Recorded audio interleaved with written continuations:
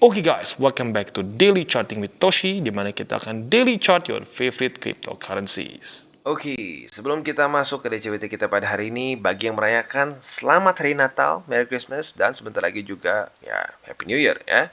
Nggak kerasa sudah akhir tahun ya, dan overall tahun ini bisa dibilang tahun yang merah untuk cryptocurrency market. Tapi nggak apa, ya nggak apa. Ini kesempatan untuk kita akumulasi. Dan karena mungkin hari Natal juga, kita bisa di sini dalam 24 jam terakhir hanya terjadi koreksi sebesar 0,01% ya. Lakin volume karena memang fokusnya liburan. Untuk market cap-nya kita bisa lihat mencapai di 811 miliar US dollars. Untuk BTC terkoreksi super tipis 0,02% di angka 16.840-an. Ethereum meningkat tipis sebesar 0,24% di angka 1.221. Lalu untuk BNB dia terkoreksi sebesar 0,11%. Untuk XRP terkoreksi sebesar 0,9%. Lalu Dogecoin dia terkoreksi sebesar 0,15%. Cardano 0,22%. Dan Polygon Matic terkoreksi sebesar 0,32% ya. Jadi lagi-lagi semuanya lag in volume karena liburan.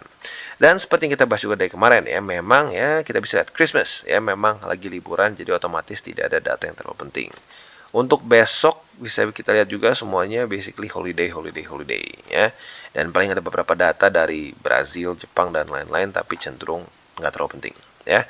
Next yang mungkin kita bisa perhatikan adalah di akhir Desember ya. Tanggal 29 seingat gua. Coba kita lihat ya, tanggal 29 ya, ada initial jobless claim dan juga crude oil inventories. Nah, itu nanti akan keluar tanggal 29. Jadi nyaris ke tahun baru ya. Jadi itu mungkin yang kita bisa perhatikan dan kemungkinan besar akan mempengaruhi market, akan terjadi volatilitas ya. Jadi bisa dibilang ekonomi kalender sampai tanggal 29 belum ada yang terlalu penting. Bagus juga, jadi kita bisa fokus lebih ke TA. Dan sebelum kita masuk ke TA, kita akan lihat dulu newsnya. Ini newsnya lagi-lagi mengenai FTX. Dimana sekarang Sam Bankman-Fried dan FTX eksekutif lain sudah mengaku bahwa mereka mereceive billions in hidden loans. Ya, dari mana? Dari FTX ke Alameda Research. Ya. Di sini kita tahu Caroline Ellison ini adalah salah satu petinggi dari FTX dan dia menyatakan bahwa ia setuju bahwa mereka ini menghide some loans dari FTX investor ya, which is kita tahu itu adalah crime ya. Nah, kalau kita lihat di sini ya, mereka basically mereceive billions of dollars ya dalam secret loans dan tentunya ini dipakai oleh Alameda Research ya. Nah, di sini si Caroline Ellison ini former chief executing dari Alameda Research, dia menyatakan bahwa ya mereka menghide si dana pinjaman ini dari lenders, customers, dan juga semua ya. Nah, otomatis ini akan memperparah sentence mereka lah ya. Dan kalau kita di sini mereka menyatakan juga bahwa mereka ini mengconceal quarterly balance mereka ya supaya si borrowing ini nggak kelihatan ya, nggak kelihatan dari FTX ke Alameda. Nah, ya, jadi otomatis ini fraud juga masuknya ya. Jadi ya bisa dibilang untuk FTX tidak ada nggak ada titik terang, semuanya cenderung tambah berantakan dan ketahuan bahwa mereka literally penggunaan dananya ini very criminal ya bisa kita bilang ya, karena ya tidak sesuai lah intinya. Jadi kurang lebih seperti itu, semoga saja tidak ada contagion effect lagi sih. Kalau gua sih udah terserah ya, mereka seperti apa mau ya hancur-hancur, tapi jangan sampai ngebawa yang lain ikutan hancur ya. Oke, sekarang kita akan geser ke chartingnya. Untuk Bitcoin kita bisa lihat kemarin ada sedikit peningkatan ya, peningkatan sebesar 0,35%. Dan buat posisi shortnya sampai sekarang masih profit ya, tapi sayangnya ya kita bisa lihat di sini masih belum terjadi drop yang signifikan. Tapi kalau kita lihat secara volume mulai terjadi penurunan lagi ya. Jadi dari tanggal 22 sampai sekarang terus terjadi penurunan. Jadi overall kalau seperti ini kemungkinannya ya, bukannya pasti, tapi kemungkinannya lebih cenderung akan koreksi ke bawah. Nah, pairnya sih satu menurut gua. Kalau sampai koreksi ke bawah karena naikin volume, harapan gua adalah jangan sampai daily close-nya tembus di bawah dari bukan 100, di 16.433. Karena kalau tembus dari situ berarti di sini higher low-nya jadi nggak guna gitu ya, strukturnya keriset lagi. Kan kemarin udah membuat satu lower high di sini. Nah, jangan sampai membuat lower low. Karena kalau terjadi lower low lagi, that's bad ya. Jadi itu PR-nya untuk Bitcoin, simple ya. Jadi jangan sampai daily close di bawah dari 16.433. Itu untuk Bitcoin secara makronya ya. Dan selanjutnya kita akan lihat untuk indeks dolar. Untuk indeks dolar tentunya kita tahu memang sedang market close ya. Tapi nggak apa-apa. Kalau gua sih harapannya sama seperti kemarin ya, di mana si MA20 akan terus menekan si indeks dolar sehingga dia akan terus membuat lower low dan lower high. Karena terakhir kali dia retest MA20 di sini sempat tembus ya, tembus sehari 2 hari seingat gua ya. Tembus 2 hari di sini, tapi turun lagi. Jadi semoga saja kalau seandainya kena lagi sama 20, dia akan reject dan lanjut lagi membuat lower low. Karena kemarin di sini sedikit membuat ini ya higher high ya. Nah, semoga saja dengan MA20 semakin mendekat ini akan kepukul turun dan lanjut lagi di close di bawah dari 103,60 ya. Jadi kurang lebih seperti itu. Dan buat lo yang mungkin masih bingung dan pertama kali ikut DCWT, kenapa kita bahas DXY? Jadi indeks dolar ini tentunya adalah korelasi negatif dengan risk on aset. Tentunya ya kripto juga masuknya ke risk on ya. Nah, jadi apabila indeks dolar dalam keadaan bear market atau bearish ya, ini akan bagus untuk kripto in general. Karena kalau lo perhatiin semua bull market yang sustainable ya, bukan cuma rally tipis tapi yang sustainable seperti 2020, 2015 dan seterusnya, itu terjadi saat indeks dolar melemah, bukan saat indeks dolar menguat ya. Jadi kemarin ini kan menguat nih. Sekarang kita bisa lihat apalagi setelah dia mulai tembus MA200, tentunya ini bisa menjadi pertanda bahwa indeks dolar akan mulai masuk ke bear market ya. Dan apabila itu terjadi, ini akan menjadi satu sinyal yang cukup besar untuk menunjukkan pivot dari yang bearish ya, bear market untuk kripto menjadi ke bull market gitu ya. Jadi kurang lebih seperti itu untuk indeks dolarnya. Lalu untuk Nasdaq, S&P dan Dow Jones ya bisa otomatis karena masih sama juga ya, dia memang lagi close market, nggak seperti kripto buka terus. Jadi ya overall mulai pelan-pelan recovery tapi belum terjadi rally yang signifikan ya. Jadi untuk gua sih harapannya simple ya. Semoga saja nanti the Feds akan bisa secepat mungkin pivot. Itu kuncinya sebenarnya ya. Gua nggak tahu berapa kali udah ngulang ya, itu yang menjadi paling penting ya. Bukan uh, bukan urusan apa ya bisa dibilang ya, bukan urusan yang lain-lain. Banyak orang yang bilang wah nanti kripto tuh harus harus ada apa baru lah, exchanger baru atau apa. No ya, yang paling simple adalah mereka butuh liquidity. Nah, liquidity itu akan didapatkan dari the Feds yang mulai money printing, atau minimal nggak usah money printing lah, minimal mereka mulai tidak meningkatkan interest rate. Itu sudah akan bisa menjadi hal yang baik untuk crypto in general ya. Jadi tinggal kita tunggu itu saja. Apabila sudah mulai terjadi pivotnya, itu akan benar-benar menjadi awal dari bulan dari kripto ya. Jadi overall seperti itu untuk makronya ya. Sekarang kita akan masuk ke buy limit, tetapi sebelum kita masuk ke buy limit seperti biasa, gue harus ingatkan dulu bahwa DCWT ini dan semua konten TCI bukanlah financial advice. Tujuannya adalah untuk edukasi dan membiasakan para subscriber gue untuk lebih mengerti charting ya. Dan bagaimana cara untuk mendukung TCI? Ada banyak. Lo bisa like our video, bisa share our video, bisa juga menggunakan link referral kita di bawah. Dan sebelum kita lanjut, kita akan dengar dulu pesan-pesan dari sponsor kita pada hari ini. Oke, today's video is brought to you by Bytrade, di mana Bytrade ini sedang ada berita bahagia. Buat lo yang mau sign up di Bytrade, lo bisa mendapatkan 100 BTT airdrop for free hanya untuk sign up saja. Dan apabila lo sudah KYC juga, lo akan mendapatkan ekstra 300 lagi BTT. Jadi hanya dengan sign up dan dengan kalian KYC saja bisa mendapatkan 400 BTT ya. Dan juga ada referral program, di mana setiap kali lo invite teman-teman lo dan mereka successfully KYC, lo akan mendapatkan 30 BTT lagi. Dan juga apabila invite dan refer berbagai macam partisipan dalam IEO dari BTT, lo akan mendapatkan 5% ekstra bonus dalam bentuk BTT, dan juga lo bisa mendapatkan 15-22% dari semua purchase amount as a commission, dan komisinya akan dibayarkan dalam bentuk USDT. Ini setahu gue bisa sampai 10.000, ya, jadi cukup besar.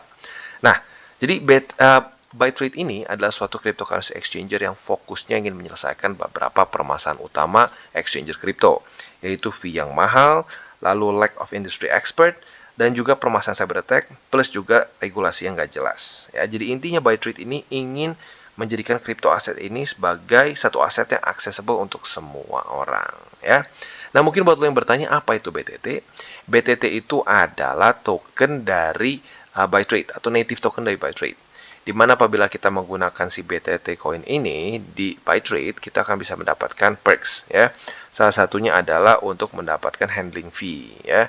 Nah, di sini tentunya ada berbagai macam benefits lain seperti discount trading, listing, withdrawal fee yang lebih murah, dan juga participating dalam staking dan referral program juga.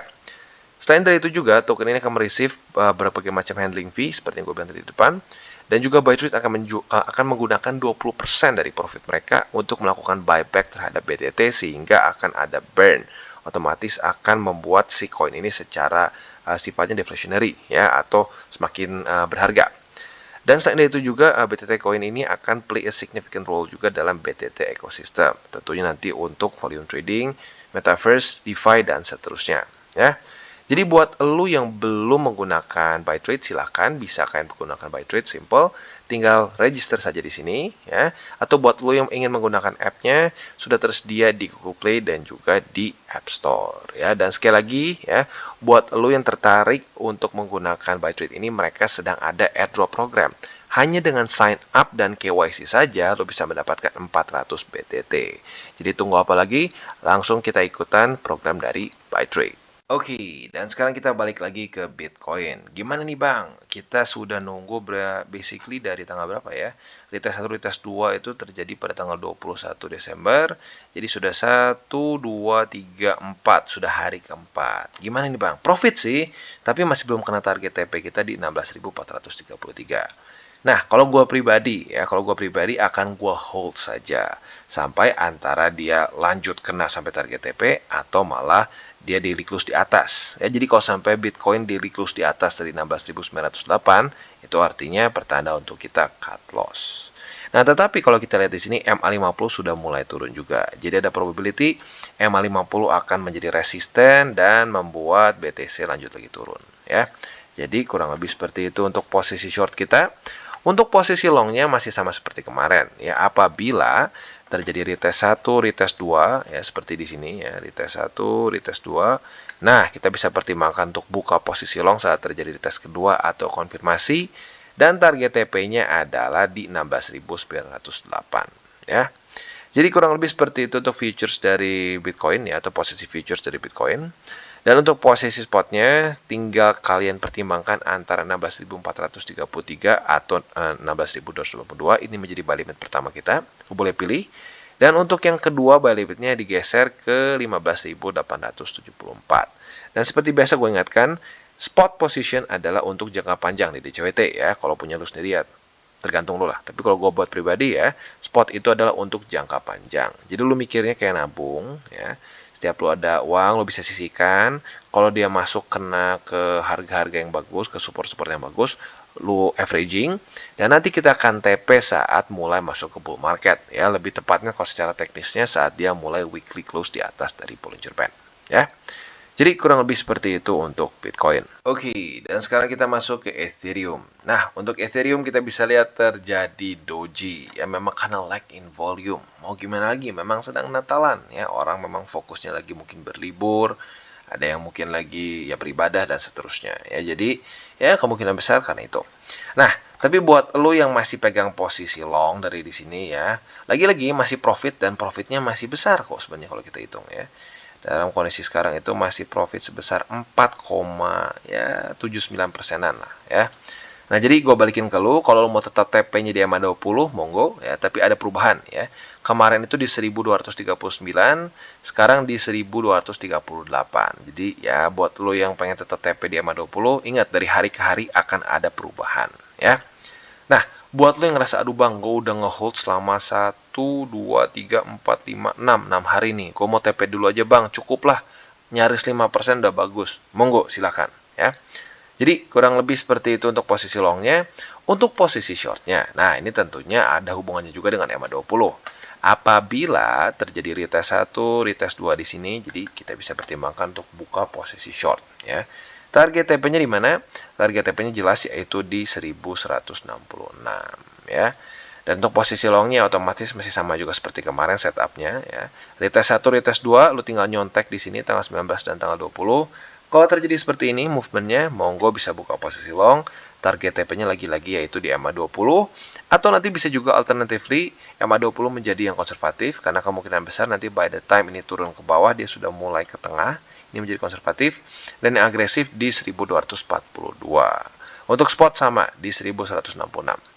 Jadi kurang lebih seperti itu untuk Ethereum. Oke, dan sekarang kita masuk ke Phantom. Nah, untuk Phantom ini berarti hari ke 1, 2, 3 ya. Sudah hari ketiga kita megang posisi long. Nah, lagi-lagi target TP-nya sama seperti kemarin di abal 50, tetapi ada pergeseran. Kalau kemarin di 0,2124, sekarang di 0,2107 ya. Jadi bisa kalian geser target TP-nya. Tetapi karena lag in volume di sini atau ya volumenya mulai turun, jadi buat lo yang mungkin mau TP duluan sekarang nggak masalah karena lagi-lagi ada probability bisa retest ke 19 sen ya. Karena sekali lagi lag in volume. Jadi gue balikin ke lo, mau tetap di hold boleh, mau kalian TP sekarang juga nggak masalah karena sedang dua-duanya dalam keadaan profit ya. Untuk posisi shortnya sama dengan yang lain-lain ya, kita tunggu sampai dia retest 1, retest 2 ke resistance terdekat ya. Untuk Phantom yaitu di MA50. Jadi kalau terjadi retest 1, retest 2, monggo bisa buka posisi short, target TP-nya di 19 sen ya. Itu untuk posisi futures dari Phantom. Untuk posisi spotnya, yang pertama bisa pertimbangkan buy limit di 19 sen dan yang kedua di 18 sen. Jadi kurang lebih seperti itu untuk Phantom. Oke, dan sekarang kita geser ke posisi Matic ya. Untuk Matic ini kita sudah bahas kemarin posisi short ya. Terjadi retest pertama tanggal 23, retest kedua terjadi pada tanggal 24. Buat link ikutin minimal dari kemarin harusnya sudah punya posisi short dan sekarang keadaan profit belum terlalu gede, tapi lumayan lah ya. Ya 0,44%. Nah, untuk target TP-nya sesuai dengan pembahasan kita, yaitu boleh pertimbangkan antara di 77 sen di sini, atau kalau dinaikin dikit ke 77, sorry, lebih tepatnya gini, 0,7737, ya, karena terlalu mundur lah angkanya, ya.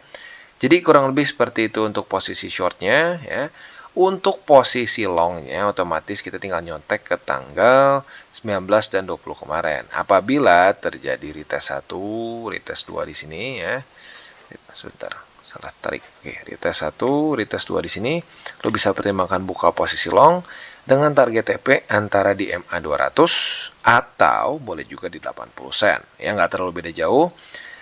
Tapi yang ini satunya tentunya lebih konservatif. Ya. Nah, selanjutnya untuk posisi spotnya sama dengan posisi long yaitu di 77 sen. Secara struktur, jujurnya Matic cenderung masih lebih bearish ya, karena kalau kita lihat di sini dia cenderung membuat lower low dan lower high. Dan aset yang membuat lower low dan lower high tentunya adalah aset yang masih biasnya lebih ke bearish ya.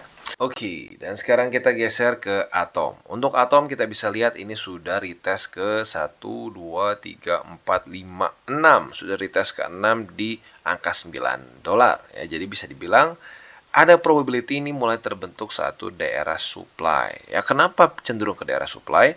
Karena kalau kita lihat dari di sini ya, enggak lah, mungkin dari sini ada tanggal 22 Desember sampai sekarang volume terus-menerus turun. Jadi secara probability kalau volumenya turun atau lag in volume ya, biasanya lebih cenderung koreksi ke bawah ya.